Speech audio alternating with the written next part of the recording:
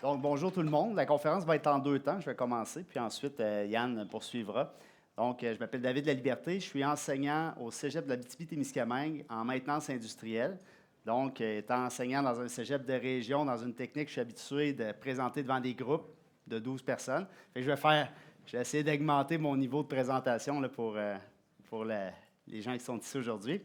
Mais ce n'est pas à ce titre-là, en fait, que je suis ici aujourd'hui. C'est à titre de directeur principal et de chercheur au sein du RI 3D FRQNT. C'est le regroupement innovant pour l'impression d'immeubles durables qui a été financé en date du 1er avril dernier par le FRQNT. Ma partie de présentation s'intitule Recherche à venir parce que c'est vraiment là où on se trouve présentement. En fait, c'est un projet de 3 ans. Puis, comme je viens de le dire, on a été financé à partir du 1er avril dernier, donc on est au tout début. Puis je trouvais ça quand même intéressant de venir vous en parler aujourd'hui pour deux raisons. D'une part, pour que si vous avez de l'intérêt pour ça, que vous sachiez qu'on existe, que vous puissiez nous suivre, mais aussi parce que notre plan de recherche, bien qu'il soit existant et clair, il y a encore de la flexibilité. En fait, s'il y a des éléments si vous pensez qu'on a des angles morts qu'on devrait étudier, ou s'il y a de la recherche en parallèle qu'on pourrait entamer sur des sujets qui seraient importants pour vous, pour vos organisations, bien, ça pourrait être un bon moment, en fait, de nous le signaler, étant donné qu'on est au début. Ce qui nous a mis en action, dans le fond, aujourd'hui, je vais vous parler de d'où on part, où on s'en va, puis pourquoi on veut faire ça. Ce qui nous a mis en action, c'est deux observations, puis ça a été nommé à plusieurs reprises au sein des différentes conférences précédentes. La pénurie de main-d'œuvre, la pénurie de logement. Donc, c'est deux problèmes auxquels on fait face. C'est deux problèmes qui sont imbriqués un dans l'autre. On manque de logement, on veut des travailleurs, travailleuses pour en faire. On manque de travailleurs, travailleuses, on manque de logement pour les loger. Donc, ce n'est pas évident de s'en sortir. Puis également, une observation peut-être plus avec des yeux d'ingénieur industriel, la complication d'une coupe de mur. Je vais dire ça comme ça. Là, je parle plutôt d'une ossature de bois, mais il y a beaucoup de matériaux d'impliqués. Ça repose beaucoup sur la minutie, en fait, des travailleurs qui vont faire le travail. Donc, c'est un élément où on voyait une possibilité d'optimisation, une possibilité d'automatiser ça, puis de simplifier ça. Donc, l'impression 3D, c'est devenu comme une option intéressante à étudier. Hein, on voit beaucoup de choses par rapport à l'impression 3D. Ceux qui suivent ça un petit peu, là, je parle de l'impression 3D de bâtiment, principalement avec du béton, mais il y a d'autres matériaux également. Donc, diminution au niveau des coûts, diminution au niveau des temps de fabrication, augmentation potentielle de la qualité, moins d'étapes, moins d'heures, personnes impliquées, moins de risques en santé et sécurité. Fait qu'il y a des éléments là-dedans qu'on entend, puis nous, on voulait valider en fait tout ça. Puis également, il y a souvent comme l'élément de l'environnement, en fait, qui se pose comme question. Au Québec, la majorité des bâtiments résidentiels qu'on construit, c'est souvent en ossature de bois, en fait. Puis de remplacer des ossatures de bois par des bâtiments qui seraient faits en grande partie de béton. Est-ce que c'est un bon plan du point de vue environnemental? Est-ce qu'il y a des éléments qu'on peut faire pour diminuer cet impact-là? Donc, c'est un questionnement qu'on a également. Le béton, si c'était un pays, ce serait le troisième plus grand émetteur de GES. Donc, c'est une question qu'on se pose. On s'est mis dans la position d'un ou d'une entrepreneur. Si moi j'étais un entrepreneur en construction, ce que je voudrais savoir avant de m'en aller dans cette direction-là, en fait, il y a un paquet d'inconnus que je voudrais soulever, des points que je voudrais qu'on valide, idéalement pour moi, en fait. Donc, au niveau de l'environnement, j'ai nommé, mais aussi au niveau du climat. Donc, est-ce que ça va bien résister à notre climat? Est-ce que ça va bien vieillir avec les cycles de gel-dégel?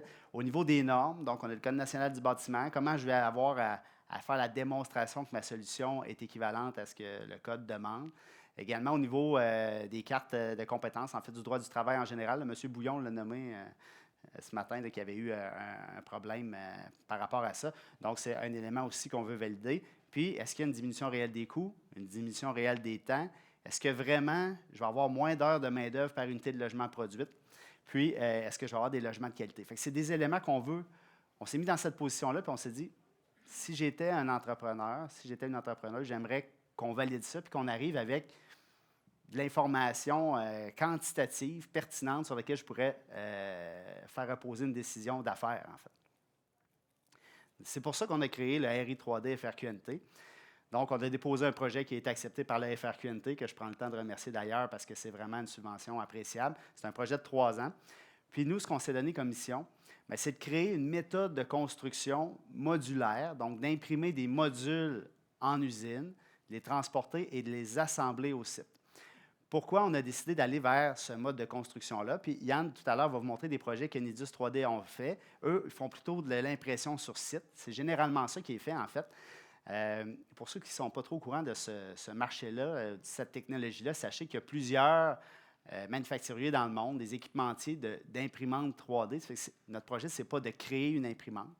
Il y a moyen d'acheter sur le marché une imprimante qui permet d'imprimer des bâtiments.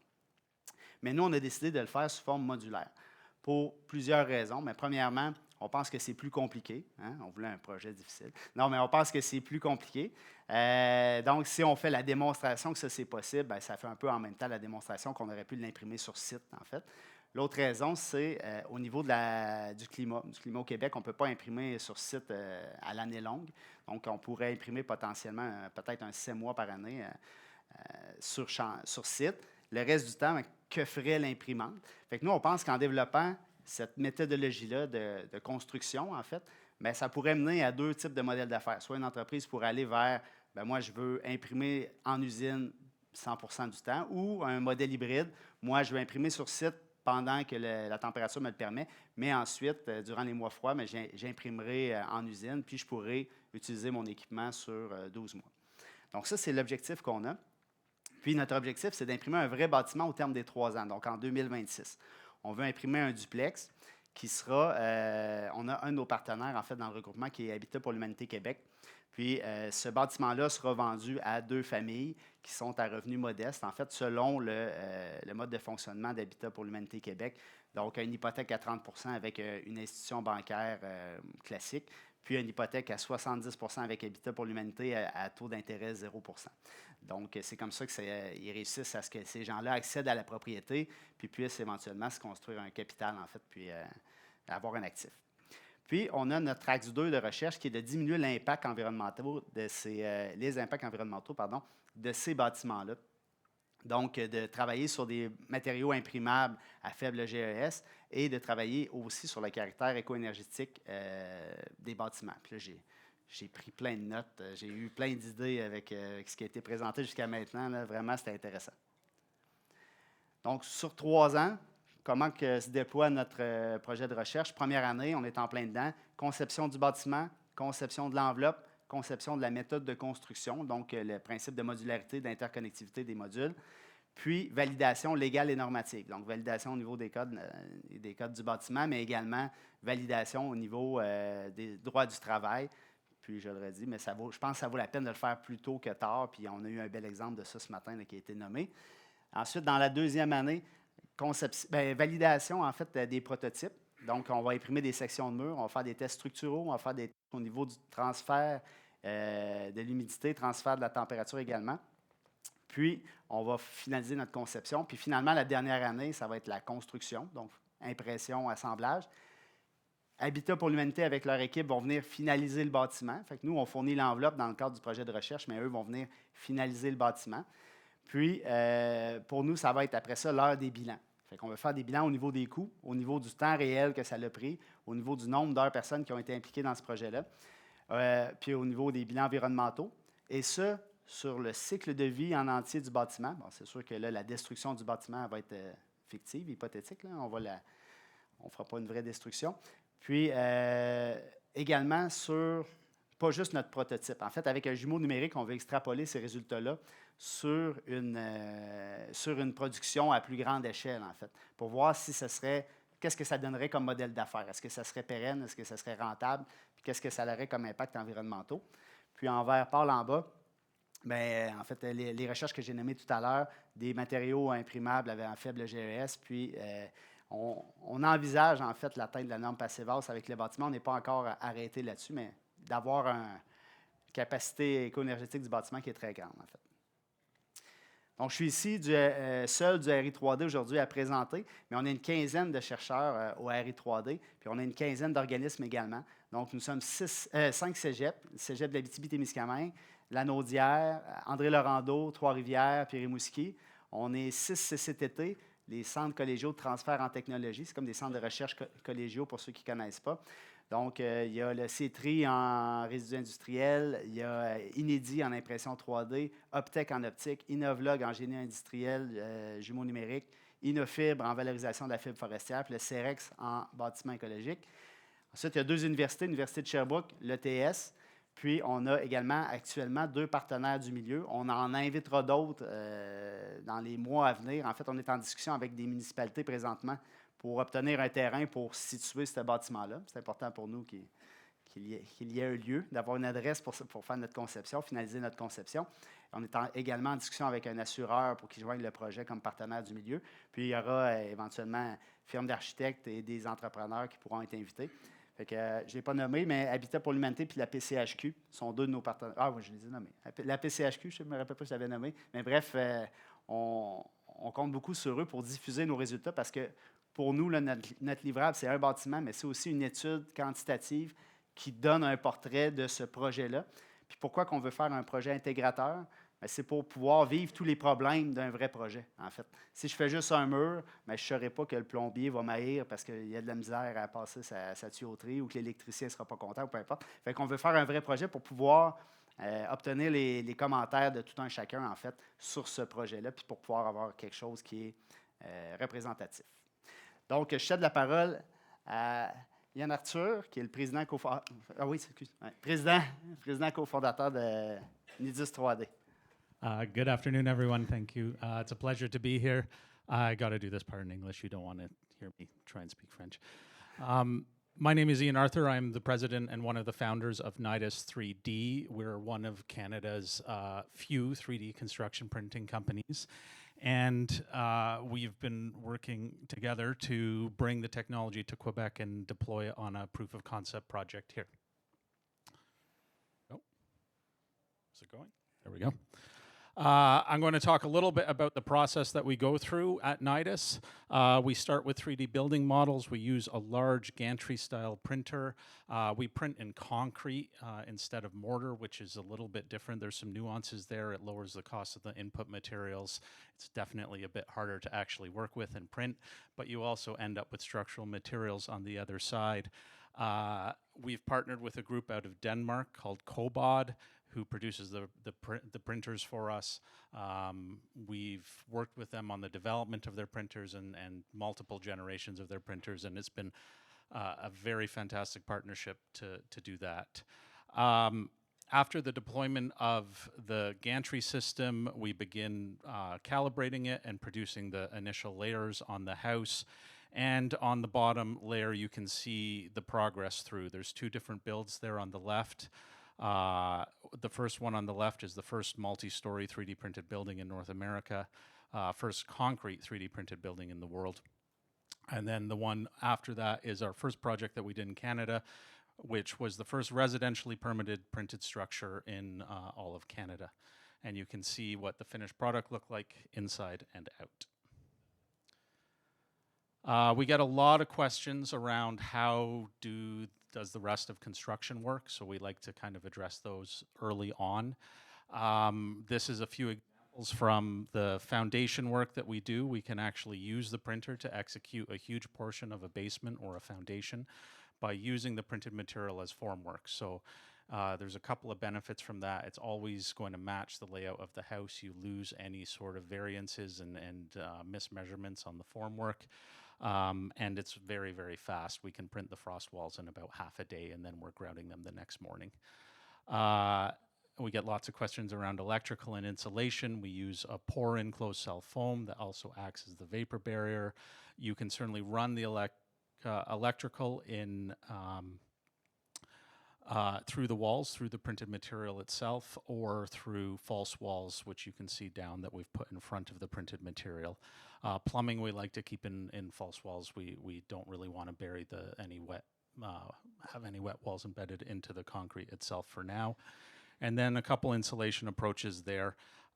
We started with a 2 veneer system, which is the one that you can see on the bottom, and more recently we've moved to a 3 veneer system. We permit these structures as masonry buildings and under the masonry section of the building code, and we developed the 3 veneer method to both match international standards and to qualify under the national and provincial building codes in Canada for masonry structures. We spend a lot of time, we get a lot of questions about this, on trying to green the construction process. There is certainly labor savings, there is certainly cost savings, but we use a material that has a huge impact on the environment. The concrete sector is responsible for a huge portion of global emissions, so we have spent a lot of time and energy looking at ways where we can change the material composition, change how the materials are fabricated, and begin lowering the carbon, embodied carbon that's in them, and the operational carbon in the buildings. And there's kind of three silos that we work on here. The first one is that we use less material. Because we're printing in concrete, we batch on site, we are only mixing the exact quantity of materials that we need to execute that day's construction. And any waste that we have, like our slurry in the morning and anything like that, we bring traditional formwork on site. We make a lot of parking curbs and things like that, so making sure that all of it is repurposed and used throughout the entirety of the building process. Again, with on-site batching and mixing, we're keeping concrete trucks off the road. We can have large-scale deliveries of sand, aggregate, and cement silos to site, which are also way less expensive in order to build with, and they can be delivered in a lot larger quantities.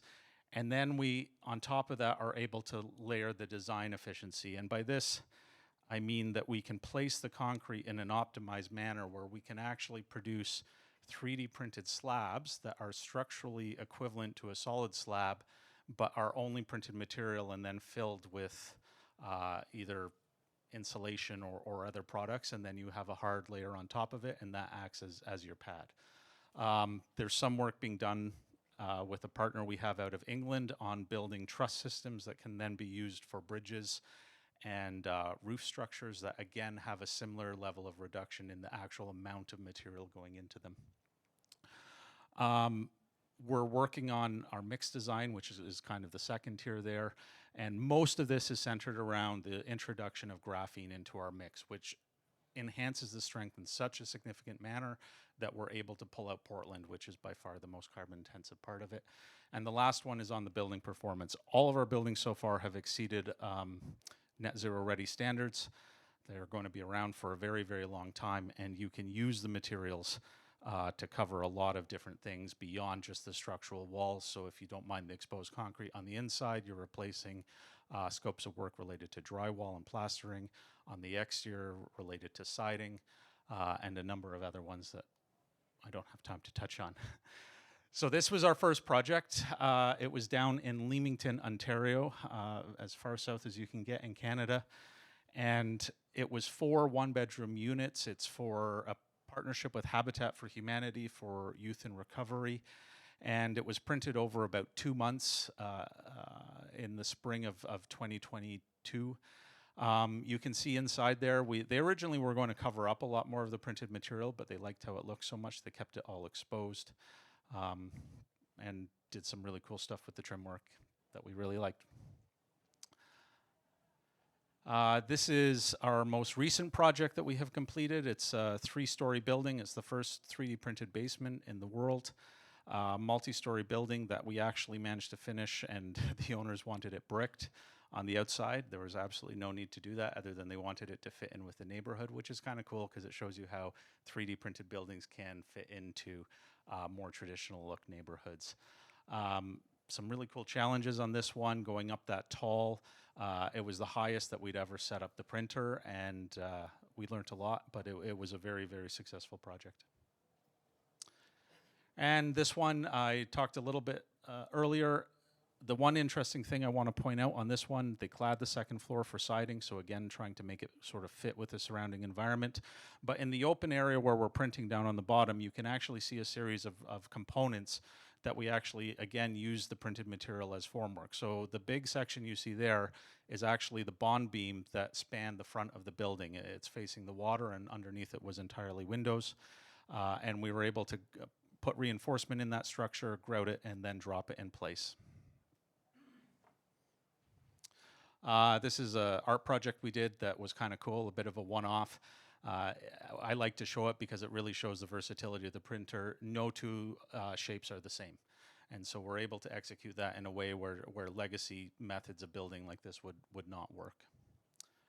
And that's about it for in terms of examples of what we've built. Yeah, thank you.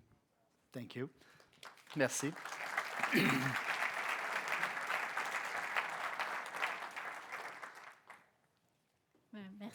Merci à tous les deux. Thank you very much. S'il y a des questions dans la salle, on vous invite à vous lever, d'aller vous présenter au micro.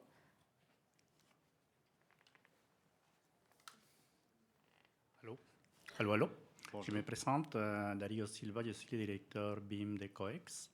Donc, j'ai une question plus pour curiosité. Les matériaux que vous utilisez, c'est juste le béton ou vous essayez, mettons, de mettre des autres matériaux plus éco-friendly à l'intérieur? Est-ce que c'est possible de le faire? Sorry. So, I'm trying. I got about half of that. yeah. I will start, maybe you can complete. OK. Dans le fond, nous, au sein du RI3D FRQNT, une des choses qu'on veut valider justement, c'est quel autre matériau on pourrait utiliser.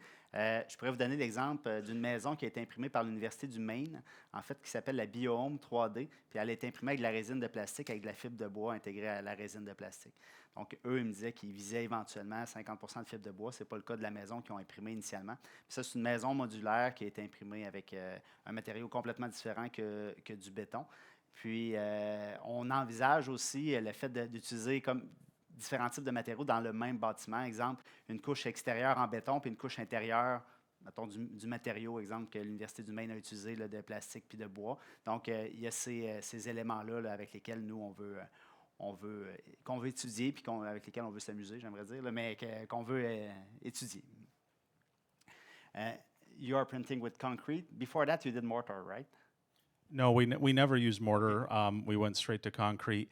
We are experimenting with supplementary materials that we can add into it. The significant strength increases that we're seeing with the graphene allow us to fundamentally change everything else that goes in it. We have 100% strength increase in the material at 28 days, which is just phenomenal. And so we can build a building with the same strength profile and dramatically reduce and start to use things like recycled aggregates. We've tested glass powder. We've tested different fibers that we can put into it. Haven't tested it yet, but we have a partnership with an institution in Ontario that's going to start looking at some plastic and biomass fillers that we can add. We're looking at biochar because it's carbon negative or considered carbon negative. But yeah, it is hinged on the addition of the graphene into the material, and it's affordable for us. We're so optimized on the placement of the material that the additional cost of supplementing in the graphene is manageable within the business model. Super. Pas d'autres questions? En tout cas, moi j'en ai. Ah, ok, parfait. Bonjour. Hello. Mourad Benjanet, architect from Edifix Architecture. J'ai une question concernant, pour la technique de béton. C'est quoi les coûts de construction? What is the cost of the construction per square footage? And est-ce qu'on compte, c'est-à-dire au niveau structural, est-ce que c'est le béton qui va jouer le rôle structural ou il y a des renforcements qui devrait être fait de plus? So the cost per square feet? Yep.